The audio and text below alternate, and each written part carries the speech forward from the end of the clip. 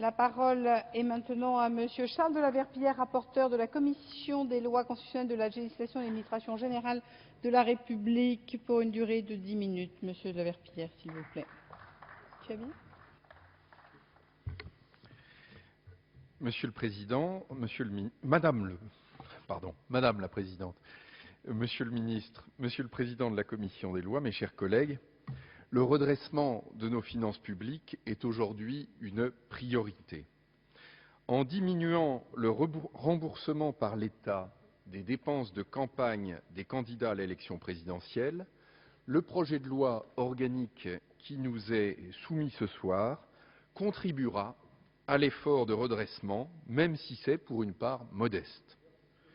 Certes, ce texte ne générera que des économies faibles si on les rapporte à l'ensemble du budget de l'État. Mais c'est en agissant sur l'ensemble des dépenses publiques que nous parviendrons à réduire notre déficit et notre dette. En outre, les responsables politiques ont un devoir d'exemplarité vis-à-vis de l'ensemble de nos concitoyens. C'est donc de manière parfaitement légitime que, dans le cadre du plan d'économie annoncé le 7 novembre dernier, le Premier ministre s'est engagé à prendre 2 mesures de réduction des dépenses liées au financement de la vie politique. D'une part, les crédits de l'aide publique aux partis politiques prévus dans le projet de loi de finances pour 2012 ont été réduits de 4 millions d'euros pour revenir à environ 72 millions d'euros. D'autre part, le Premier ministre a annoncé l'intention du gouvernement de limiter le remboursement des dépenses de campagne électorale. Cette limitation devrait procurer 4 millions d'euros d'économies supplémentaires au budget de l'État en 2012. Pour les élections autres que l'élection présidentielle, donc surtout les élections législatives s'agissant de l'année 2012, la diminution des remboursements par l'État des dépenses de campagne a déjà été adoptée dans le projet de loi de finances pour 2012. Un article 48A, qui vous a été présenté à l'instant par le ministre, a été introduit par amendement du gouvernement, adopté par l'Assemblée nationale le 14 novembre dernier, puis adopté sans modification par le Sénat le 1er décembre.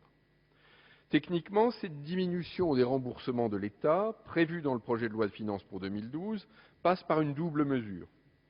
Premièrement, les plafonds de dépenses électorales sont gelés à leur niveau actuel. Cela signifie que tant que nos finances publiques n'auront pas été ramenées à l'équilibre, les plafonds de dépenses électorales applicables à chaque élection ne seront plus actualisés.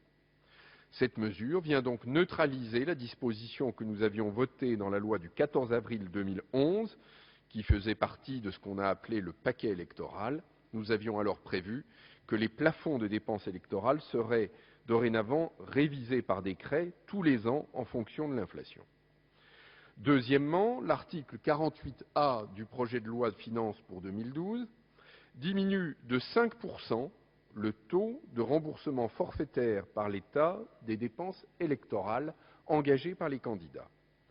Concrètement, le remboursement maximal passe donc pour les élections législatives et les élections locales de 50% du plafond de dépenses à 47,5% de ce plafond. Je rappelle que pour ces élections législatives et locales, seuls sont éligibles au remboursement les candidats ayant obtenu plus de 5% des suffrages exprimés. Pour l'élection présidentielle, en revanche, la réduction du remboursement des dépenses de campagne ne pouvait être prévue dans le projet de loi de finances pour 2012, car une loi organique est nécessaire. Le projet de loi organique que nous examinons aujourd'hui transpose donc à l'élection présidentielle les 2 mesures que je viens de vous présenter et qui permettent de réduire les remboursements par l'État des dépenses de campagne. Ces mesures sont évidemment applicables dès l'élection présidentielle de 2012. D'une part, le deuxièmement de l'article unique du projet de loi organique rend applicable à l'élection présidentielle la règle du gel des plafonds des dépenses autorisées, tant que notre déficit public n'aura pas été ramené à zéro. Concrètement, les plafonds de dépenses électorales applicables à l'élection présidentielle resteront donc ceux qui résultent du dernier décret en date majorant les montants prévus dans la loi organique, c'est-à-dire le décret du 30 décembre 2009. Ces montants sont les suivants, les montants plafonds: 16,851 millions d'euros pour les candidats éliminés au soir du premier tour, 22,509 millions d'euros pour les candidats accédant au second tour. D'autre part, le premièrement de l'article unique du projet de loi organique diminue de 5% le taux de remboursement des dépenses électorales engagées lors d'une élection présidentielle. Cela a une double conséquence. Premièrement, le taux de remboursement des candidats ayant obtenu moins de 5% des suffrages exprimés passe de 5% à 4,75% du plafond légal des dépenses, ce qui représentera en 2012 un montant maximal de 800 423 euros. Je souligne qu'il s'agit là d'une spécificité de l'élection présidentielle. Lors de cette élection, tous les candidats, même ceux ayant réalisé un très faible score, bénéficient d'un remboursement forfaitaire.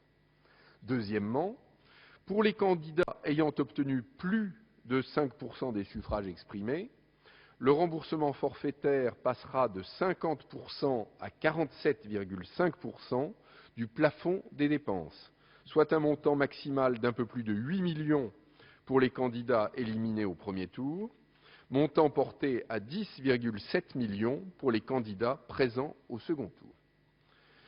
L'économie apportée par le projet de loi organique est estimée par l'étude d'impact à environ 3,7 millions d'euros en 2012, s'ajoutant bien sûr à la diminution des aides publiques versées aux partis politiques. Le coût prévisionnel total de l'élection présidentielle de 2012 serait ainsi ramené de 223,6 millions d'euros à 219,9 millions d'euros. Bien entendu, il ne s'agit que d'une évaluation indicative, puisque la réalité des économies apportées par le projet de loi organique ne pourra être constatée qu'a posteriori, en fonction du nombre des candidats à l'élection présidentielle, du nombre de suffrages que chaque candidat recueillera, quelle sera la proportion de ceux qui feront plus de 5% des suffrages exprimés. L'économie sera également en fonction du contenu des comptes de campagne des candidats, quelles sommes vont-ils dépenser, et enfin des décisions prises par la Commission nationale des comptes de campagne et des financements politiques et en cas de recours par le Conseil constitutionnel. Je rappelle en effet que le montant des remboursements peut être modulé à la baisse en cas d'irrégularité comptable et que le remboursement des dépenses électorales est exclu en cas de rejet du compte de campagne, de dépassement du plafond autorisé et d'absence de dépôt du compte dans les délais. Pour conclure, mes chers collègues, je vous invite à suivre la commission des lois et donc à adopter sans modification ce projet de loi organique. Je vous remercie. Merci, Monsieur de la Verpillière.